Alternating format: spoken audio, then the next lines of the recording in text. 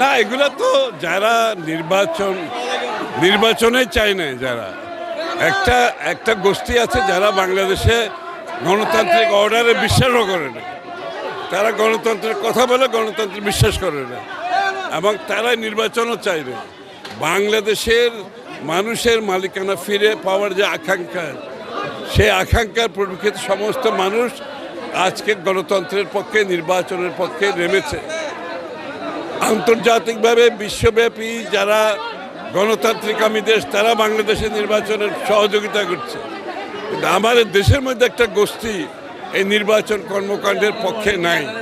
সুতরাং তারা চাইবে বিভিন্নভাবে নির্বাচন কার্যক্রমকে ক্ষতিগ্রস্ত করে প্রশ্নবিদ্ধ করার জন্য, কিন্তু বাংলাদেশের মানুষ তারা নির্বাচন, তারা ভোটাধিকার প্রয়োগ করে তাদের প্রতিনিধি, সংসদ, সরকার নির্বাচিত করতে চায়, যারা যাদের কাছে জনগণের কাছে দায়বদ্ধ থাকবে। সুতরাং তাদের সেই প্রচেষ্টা নির্বাচনকে বানচাল করা, প্রশ্নবিদ্ধ করা, সেটা বাংলাদেশের মানুষের কাছে গ্রহণযোগ্য হবে না।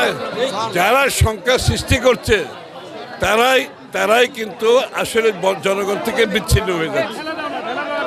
জনগণ তাদের জায়গায় আছে, যারা সংখ্যা সৃষ্টি করছে তারা বিচ্ছিন্ন হয়ে যাচ্ছে।